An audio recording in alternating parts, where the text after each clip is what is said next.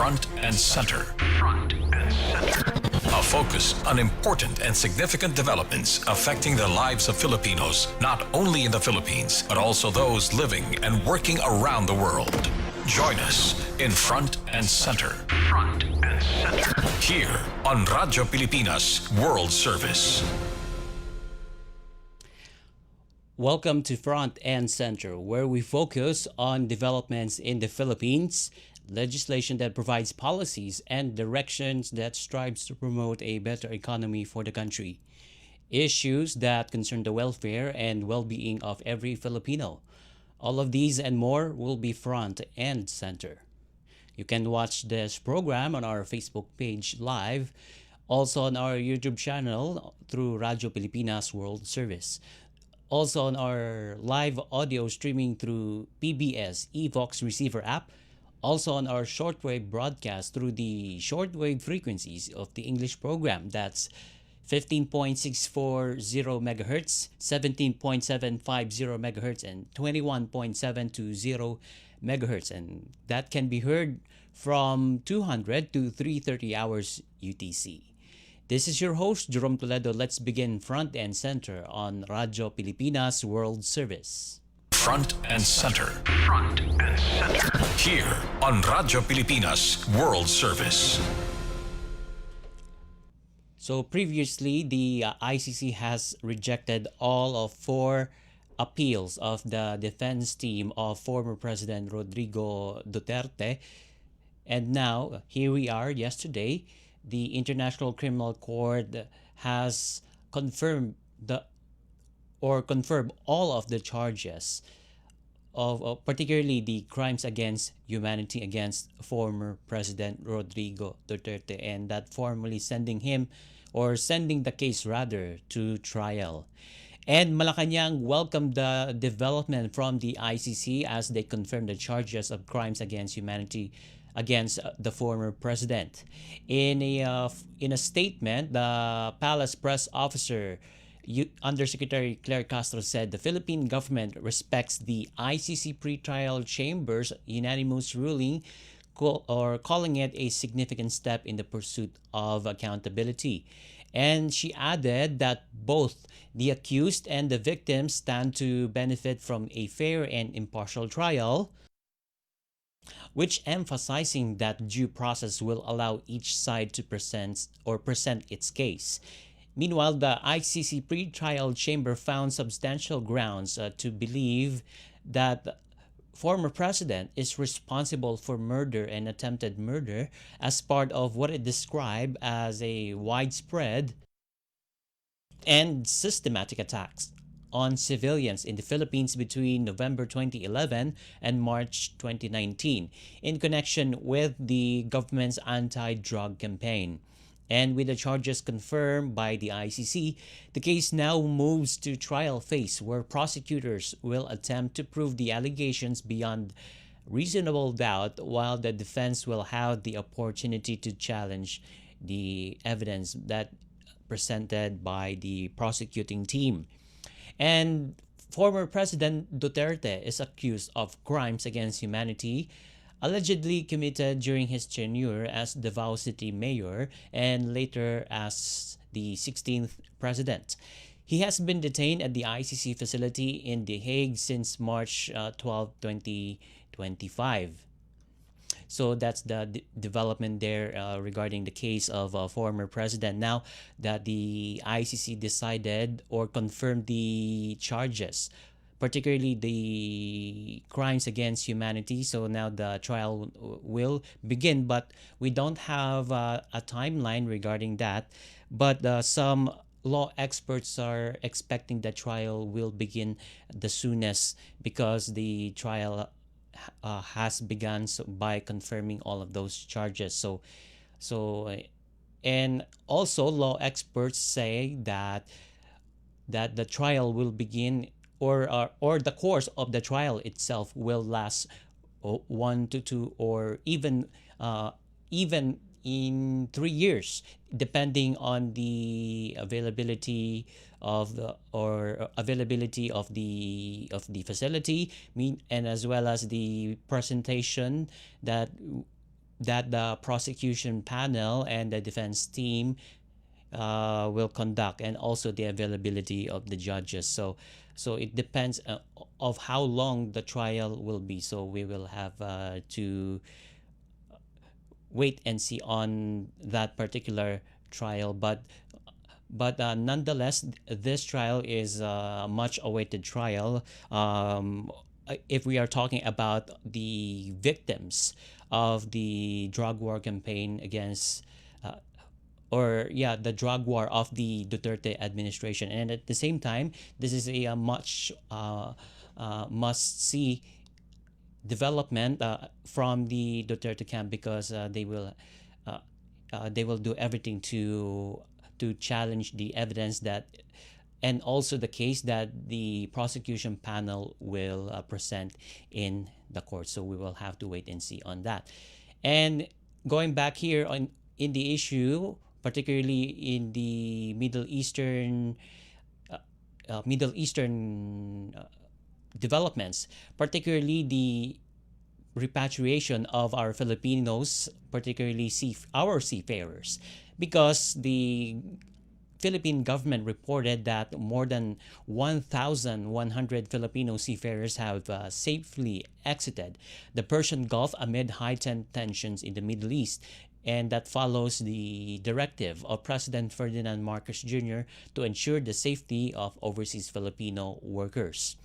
And according to a report submitted by Migrant Worker Secretary Hansle Kakdak to President Marcos Jr., the safe passage took place from the first week of April until or first week of April rather, until April 18. So that's clear.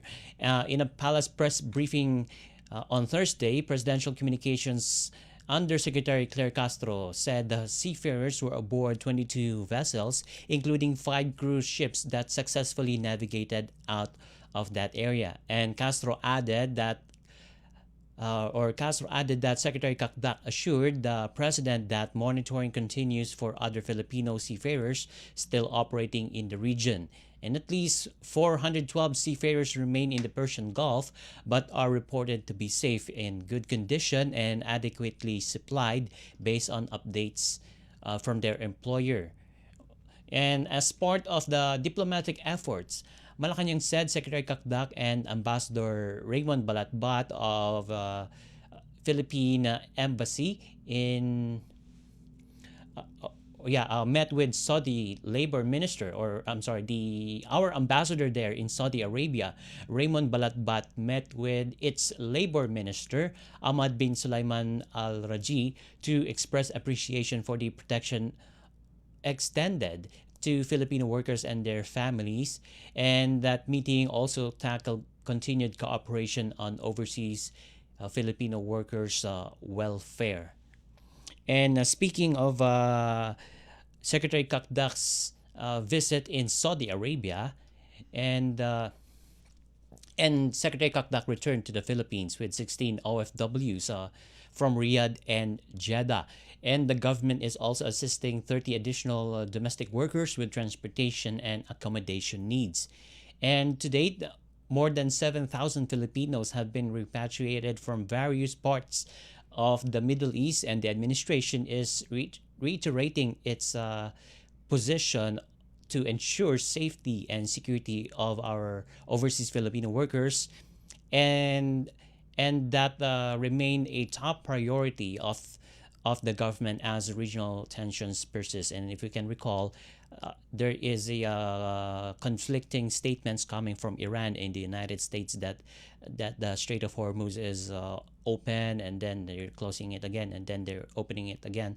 So, but nevertheless, there is an existing blockade there that the United States and Iran has launched against each other, and they are blockading that particular waterway, and United States is blockading that particular waterway, the Strait of Hormuz, to prevent Iranian ships from exiting or entering the Strait of Hormuz, so to prevent any transaction Iran will spearhead. So, and at the same time, Iran is also launching its own blockade, so that the ships will not be able to enter in the Gulf, particularly ships which is linked with the United States, Israel, and other allies of those two countries. So this is a very volatile situation now, and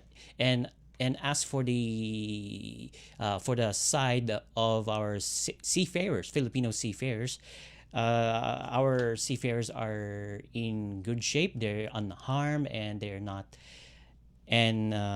they're away from danger, and they're being treated fair and square. So it's a good thing, and we hope more seafarers will be out of the danger in that particular area and will be repatriated here in the country. And also, since we are talking about the overseas Filipino workers, Malacanang said the Bureau of Customs is ramping up assistance for overseas Filipino workers who have fallen victim to fraudulent forwarders following President Marcos Jr.'s directive to safeguard the welfare of Filipinos abroad. And Communications Undersecretary Claire Castro said the BOC has intensified support for OFWs whose balikbayan boxes and personal shipments were mishandled or never delivered by rogue cargo operators. And she noted that a large-scale estafa complaint has already been filed before NBI, or National Bureau of Investigation, against one freight forwarder. And Yusek Castro added that Customs, under Commissioner Ariel Nepomuceno, is strengthening legal action against erring operators as more OFWs come forward with complaints with their balikbayan boxes. And the BOC reiterated that fraudulent practices in the cargo forwarding industry will not be tolerated, and they vowed to continue pursuing accountability and justice for affected workers. Meanwhile, Malacanang echoed the call for victims to immediately report those similar or same situation or incidents to authorities to ensure swift investigation and resolution. And Yusek Castro underscored that the government remains committed to protect our OFWs, stressing their vital contribution to the country's economy, and warned unscrupulous operators that the administration will relentlessly go after those who exploit Filipino workers abroad. And in the meantime, when we come back in the program, we'll speak to an economist regarding the key interest rate that was decided because the Bangko Sentral ng Pilipinas has raised its key interest rate for the first time since October 2023. So that's more than 2 years ago. And that's in response to rising inflation, signaling a shift away from its previous easing stance. And basically, the Monetary Board of our central bank increased the benchmark reverse repurchase rate by 25 basis points to 4.5%, with overnight deposit and lending rates adjusted to 4% and 5% respectively. And that decision follows a spike in inflation to 4.1% in March, which breaches the government's 2 to 4% inflation target range. So what does this mean, and how is this affecting our economy? And is it really the inflation the reason for that, or are there any underlying factors that led to the hike? And we'll ask more of that, and we'll get some insights from our economists, Mr. Michael Ricaford of Rizal Commercial Banking Corporation, when we come back here in the program Front and Center on Radyo Pilipinas World Service Station. Sa loob ng maraming taon, libu-libong pamilyang Pilipino ang walang maayos na tirahan. Hirap makakuha ng pabahay. Kung meron man, hindi angkop sa disenteng pamumuhay. Iisa ang pangarap ng bawat pamilya, ang magkaroon ng sariling tahanan. Ang mga pangarap nyo, ang pangarap din ng Pangulo. Kaya agad inilunsad ni Pangulong Ferdinand Marcos Jr. ang Pambansang Pabahay para sa Pilipino Program o 4PH. Hindi lang para magtayo ng mga bahay, kundi para ibalik ang pag-asa at dignidad ng bawat pamilyang Pilipino. Noong nakaraang linggo, binalikan ng Pangulo ang ilan sa mga housing projects sa Pampanga para tiyakin na ang bawat pamilya may tunay na pagkakataong magkaroon ng sariling tirahan at ang bawat tahanan ligtas at dekalidad. Nakakatuwa makita mo na mas maginhawa at mas maganda ang buhay ng ating mga kababayan. Dagdag pa ni Secretary Jose Ramon Aliling ng Department of Human Settlements and Urban Development. Ngayon, lahat po ng modalities. Nandiyan po yung horizontal, house and lot. Ang dignidad ng pamilya ay, lalo na ang Pilipinong pamilya, ay pag nagkaroon siya ng sarili niyang bahay. Kwento ng mga residente, dahil sa mababang interes sa pabahay, naging mas abot kaya ito para sa kanila. Ibinaba kasi ng gobyerno sa 1 to 3% ang subsidized interest rate para sa mga kwalipikadong benepisyaryo ng socialized housing project, aninsunod pa rin sa utos ng Pangulo. Yung mga kulang na bahay ay kagawa natin ng paraan upang lahat ng nangangailangan ng pabahay ay gagawin natin. Sa buong bansa, tuloy-tuloy ang trabaho. Isa-isang inaayos sa mga bagay na magpapagaan sa buhay ng mga Pilipino. Kasama na rito ang disente at sariling tirahan na hindi lang pangarap, kundi tahanang nabubuksan para sa bawat Pilipino. Front and center. Front and center. Here on Radyo Pilipinas World Service. Welcome back to Front and Center on Radyo Pilipinas World Service. Still with me, Jerome Toledo. And to discuss more of that particular development, particularly the key interest rate hike, which was the first time that the BSP or Bangko Sentral ng Pilipinas has done since October 2023. So we now have on the line the chief economist of the Rizal Commercial Banking Corporation, Mr. Michael Ricafort. Again, thank you so much for joining us in the program, Sir Mike, and welcome to Front and Center on Radyo Pilipinas World Service. Good morning, Mr. Jerome, and to your viewers. Nice to be back. Okay, thank you so much. All right. So yesterday, BSP has raised its key interest rate for the first time in 2 years. That's the benchmark, but in particular, the benchmark reverse repurchase rate increased by 25 basis points to 4.5%. And that decision follows a spike in inflation to 4.1% in March. That breaches the government's 2 to 4% target range. And we understand, Sir Mike, that central bank has raised interest rates, and I know they're doing that in a precautionary manner. And that is to initially respond to rising inflation. But is it really the inflation rate reason that the BSP is raising interest rates, or are there underlying factors that led to the hike? Yeah, that's the number one factor, Mr. Jerome. Inflation already breached the 2 to 4% target. It was 4.1% in March, and that could still go up because of the pass-through effect. This was triggered by the war on Iran, leading to a sharp increase in diesel, gasoline, jet fuel, and other petroleum products, crude oil. So there's tendency. Well, we have seen this in the past episodes 4 years ago during the Russia-Ukraine war, even in 2018, during the first Trump administration, when the sanctions on Iran were resumed because of the allegedly violations of the nuclear program. So that also led to some increase in oil. So just like 4 years ago, the approach would be similar in the sense that the mandate of the central bank is to bring back inflation back to the target of 2 to 4%. To fulfill its mandate of price stability or stable inflation. So, so the central bank would use the tools that's available to fulfill that mandate, because they would try to do everything at its disposal, even if it means raising interest rates Yes. deliberately, slowing the economy. It's engineered slowdown of the economy. It's not just here, it's worldwide actually, Mr. Jerome. Yes, that's right. So if that's the only way to slow down and bring down oil prices in the world market, and well, by way of higher interest rates, that would slow down the demand for loans, for funding. It would Mm-hmm. slow down investments. So therefore, it would slow down the demand in the economy. If the demand slows down, it would also reduce inflationary pressures, because Okay. everything is demand supply. It is trying to slow down the demand so So, that the mm-mm. price would go down. So Uh-huh. because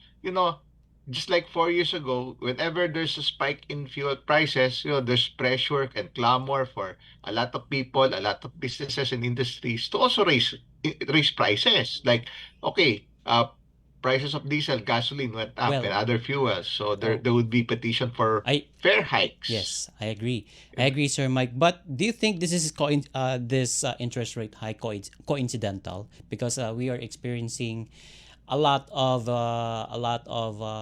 volatility here, particularly in the Middle East tensions. Well, this is the deliberate, Mr. Jerome, in response to the war in war on Iran and in the Middle East. No, so yeah, Mm-mm. this is the only way. It's like this is already the age-old wisdom, the approach that has been effective 4 years ago. Because 4 years ago they were successful. They were able to, the Russia-Ukraine war didn't end.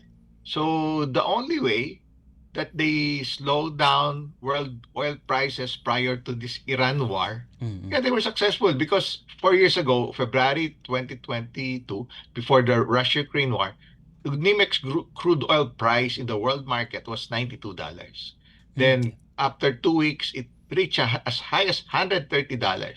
Because of the interest rate hikes that happened during that time 4 years ago. Mm. Uh, yeah, but realistically, they were at record low. We came from the pandemic during the time in 2022, during the Russia-Ukraine war. U.S. interest rates were zero at a record low. So they gradually raised it up to as high as 5.5% Mm-hmm. by July of 2024, or nearly 2 years ago. Same goes with the local BSP rate. Back then, during the Russia-Ukraine war, it was at a record low of 2% coming from the pandemic. Then Yes. it was increased to as high as 6.5% also by July of 2024. So, it slowed down the world economy. It slowed down the US, the world's biggest economy. It also slowed down the economy of China. Well, why Mm-mm. China is important? Because it is the world's second biggest economy, but it is also, well, China is the biggest importer of oil and many other major global commodities. So past 2 years, we saw a slowdown in China's economy. Okay. Past 2 to 3 years, including the property sector. That's why global oil prices went down as a result of the deliberate slowing down of the economy by way of higher Mm. interest rates. Yes. So that's the only way to Mm. actually, that's been the age-old wisdom in doing it, no? Yes. Yeah, it may be harsh, it may seem, it may So we be can. kind of ironic. Mm. Yeah, because it would increase the borrowing cost of consumers, the borrowing cost of businesses and other institutions. Yes. Given these price hikes, prices have gone up, and also the interest payments that they have to make Well, would also go up.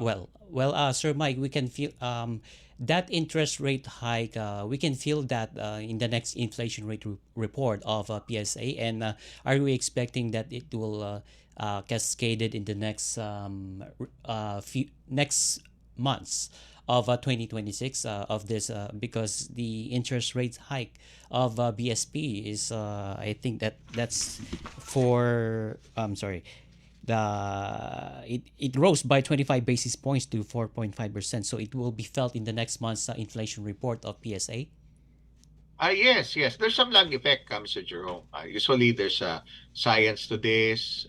Usually it would take a couple of months, maybe 6 months to Mm-mm. 12 months to be felt, to find its way into the economy. But nonetheless, the immediate, there could be another effect. Well, in terms of managing it, also inflation expectations. Yeah, knowing for a fact that the BSP would tighten monetary policy by raising rates to slow things down, so it would Mm-mm. also affect the behavior of people. their behavior on inflation and their expectations on inflation, because sometimes that's the psychology in the market.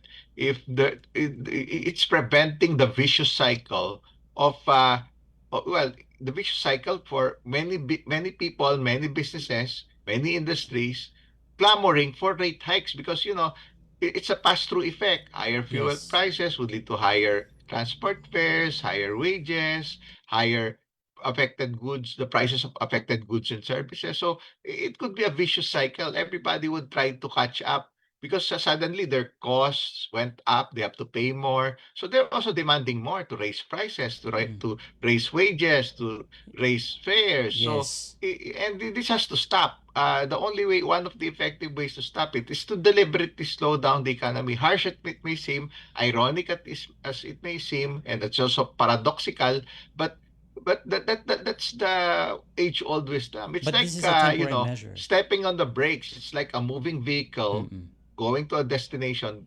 The vehicle is like the economy. The objective is the objective is attaining long-term economic growth Yes. and development that is well, it's sustainable over the long term. It is more inclusive. But of course, it's like traveling from Manila to Baguio. That's like the That's right. economy. That's the destination. But Mm. of course, along the way, every vehicle, just like the economy, has a brake and has an accelerator. Yes. That's So yeah, it would that. push press on accelerator to Well. going to the destination. But if it becomes too fast, of course, there would be obstacles along the way. There would be challenges. There would be a need to step on the brakes from Yes, time to that's a time to good make it more that's sustainable. a good analogy, Sir Mike, regarding that. If you're going to step on the gas, and then if you need to slow down too, so that's a great good example of that. But do you believe this is a stopgap measure of the raising key interest rates? Well, that's just one approach, Mr. Jerome. Well, it's a major approach, also worldwide, not Yes. just here. We saw the U.S. and other major central banks doing that whenever we have situations similar to this, like 4 years ago. It's not that far to look back, and they've been quite successful in doing so. You know what happened to oil prices? Yeah, it started during the Russia-Ukraine war, February 24, 2022. It was $92 for the NYMEX oil. In 2 weeks' time, it reached as high as 130. Then in about 6 months, it started to go down to around 70s or even lower than that. December of this year, the lowest was like $54.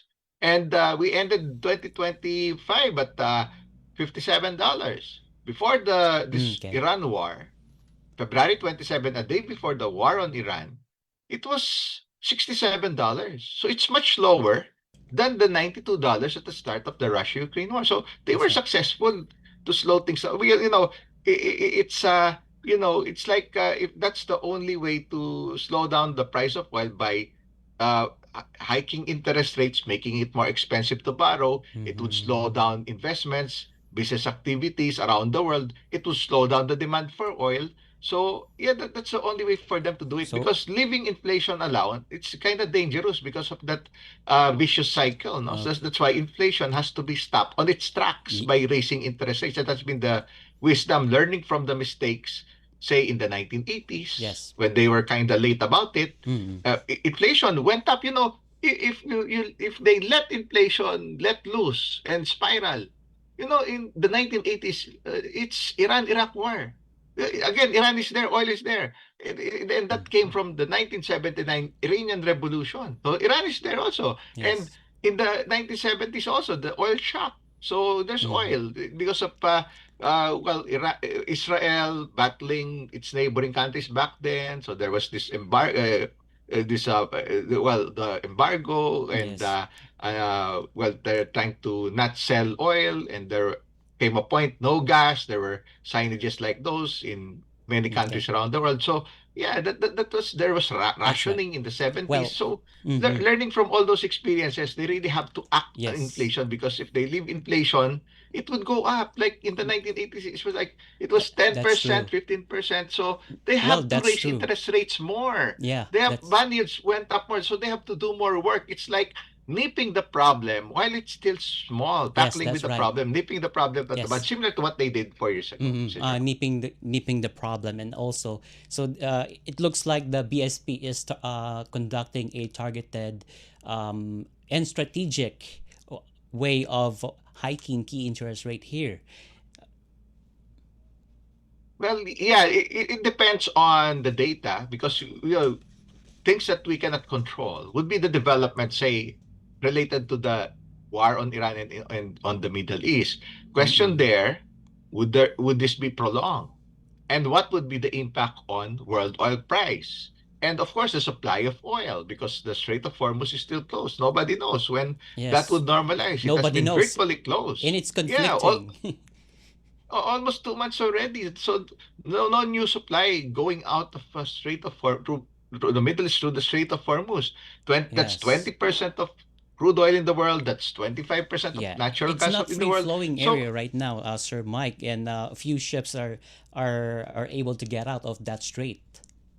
yeah, it's practically Iranian ships. Yes. That's because that's within their control. But other ships not allowed, even if Mm-mm. they're given go signal, but they cannot just pass there because it's virtually closed since February 28th. Yes. So no new supply. It's supply demand in the world, Mm-mm. and most of that is bound for Asia, here in ASEAN in Yes, Asia. So that's right. if you have less supply, what happens to prices go up. Yeah, Yes. yeah, true, we can still get from other parts of the world, but it would be farther. Like we could secure supplies from the Americas, the US, Canada. But yeah, it would take longer. Shipping Yes. costs would be much expensive because it's farther. But the thing is, you know, it's still uncertain. That's why it's a way. Well, it's a matter of prudence. Central bank would monitor the data as they come, Mm-hmm. the impact eventually on inflation. Mm-mm. And so that would be the future. That would be the basis if there would be future rate hikes. Yes, and It doesn't mean that, mm, yeah, that it cannot be ruled out if yes, they need to raise and rates again. yeah, and that would lead to this question: is the Middle East situation or conflict will be the main factor or of all the inflation risks that Philippine economy is facing, Sir Mike? Yes. That's the only trigger, Mr. John. Without which, Mm-mm. no, there should be no problem on inflation. Mm-mm. It's just the internal factors, just rice, the dynamics on rice, like the importation, the higher uh, farm gate price offered recently to support the farmers, and you, you know it's that's still a large part that developments in the Middle East. Mm-mm. Without which, there shouldn't have been, well, before the Middle East problem, before the war on Iran that started February 28th, there were even rate cuts already, Yes. cutting interest rates because they were successful in controlling it 4 years ago. Mm-hmm. So But it, that's a very important point. So they mm-mm. just have to adapt that template. The government is also working on other things. It's not just interest rates. They're also doing non-monetary measures. Like, Mm-mm. for instance, there was this targeted subsidies for the transport sector, the 5,000 to the PUV drivers. Well, hopefully these are temporary. Also the ayudas, the targeted subsidies for the fisher folk, the farmers, because all of those are meant, so in the transport sector, there's no pressure to raise fares for the meantime. So it's delayed. Mm-mm. And That's now right. there are even service contracts to, well, at least enhance it at least for 3 months. And under review after 3 months, 10% discount on diesel, fare discounts of at least 20% or even higher for the seniors, and the subsidies given to the PUVs, depending on the size, it's between 30 pesos per to 100 pesos per kilometer Mm-mm. So for so jeepneys, yeah. other utility vehicles, buses. So yeah, it's meant to, well, at least that so that the higher the pass, so they will not, the transport sector will not pass higher fares Yeah. to the That's right. commuting public. That's So right. that's one way. The authorities have learned that they already have a template so that the farmers would also not pass the higher cost of transport. They're trying to do other Yes. means like the toll fees being waived, and other other fees related to the transport of agricultural products for the fisher folk also. So they're given the targeted subsidies so that the fisher folk won't pass the higher prices to the So general public on their yes. catch, So on the fish and other mhm. aquaculture related products from fishing. And Yes. uh, there are other approaches. It's not just that. The declaring of the national state of emergency, yeah, it's preparing for the worst case scenario. Yes. Hopefully, it doesn't happen, but And at least if and when that happens, they know what to do because yes, the Strait of that's right. Hormuz is still closed. That's why it's like preparing for a storm. It's You're before right. the storm comes, then the storm, when the storm comes, and after that the recovery. Now it's like preparing for the storm and Mm-hmm. trying to secure, yeah, intervention measures. Okay, let's get more supplies, increase the fuel supply of the country, get more crude oil, even at least the US Yes. allowed the purchase of previously sanctioned Russian oil, and the country is now Yeah. trying to get more oil Just yeah. supplies from Mm-mm. other Asian countries and from other countries around the world to further increase the supply of LPG, Yes, that's right. crude oil, Yeah. gasoline, diesel. So, it's So preparing for those this because that's the only thing different now. This yes. time So around, the those Strait of mm-mm. Hormuz is closed. 4 years Yeah. ago, it's open. 8 years ago, it's open. And even It's 20 years ago, it was open It's when there were open, previous yes. spikes in That's oil. right. And so those are the non-monetary interventions of the government. It's to provide cash assistance or cash relief, and at the same time, what we call service contracting agreements with the transport sector, so that it will ease the burden of the public and it will shoulder them from the rising oil prices. But I'm afraid we don't have much time, Sir Mike. So those are the interventions of the government, and we are we expecting another interest rate hike in the future? Well, it's still possible, Mr. Jerome, because despite all the efforts, that's the reality. So the stepping on the brakes may be needed to slow things down, enable to slow also the demand for, Yes. if the demand is slowed down for the whole economy, not just for oil, but for other products, that would also, yeah, slowing the demand would also reduce the pressures on prices or on All right. inflation on the Okay. demand side. And, in fairness, yeah, all the measures, these non-monetary measures, even talking to some of the industries and businesses to pause for or not to hike price for 1 to 2 months, and until May 10, so that's more than 2 months after the war. Well, at least it's a preparedness. It's on to prepare for stress scenarios, emergency Of course. scenarios, or worst case scenarios. Even, yeah, at least hopefully they don't happen, those worst case scenarios, but at least they know what to do, and there would be measures to improve the situation. That's the Yes, most important part, that's on real. top of using Yeah, I interest agree. rates as a tool. Yep, that's So, right. it's learning from that experience. It's like using some of the templates 4 years ago, and Mm. trying to use them now. Use the Other templates. things, there are many other Oh yeah. tools in the lineup, Well, like Sir Mike, yeah. increasing the supplies. Yes. Yes. Okay. Yeah. We can use that same template from 4 years ago, 8 years ago, and 20 years ago. Very well said. Okay. And with that, thank you so much for joining us in the program, Mr. Michael Ricafort, the chief economist of the Rizal Commercial Banking Corporation, as we discuss the key interest rates and how is this affecting our economy. Thank you, Sir Mike, and have a good day. Yeah. Thank you so much, Mr. Jerome, and to your viewers, and have a pleasant morning, everyone. All right. And with that, we now conclude this edition of Front and Center here on Radyo Pilipinas World Service, together with our technical team, headed by Mr. Milo Janela, and on Warcast and live stream, Mr. Hero Lucero. This is your host, Jerome Toledo. Until next time, mabuhay. You have just heard and watched Front and Center. Front and Center. Join us again for another edition here on Radyo Pilipinas World Service. Front and Center.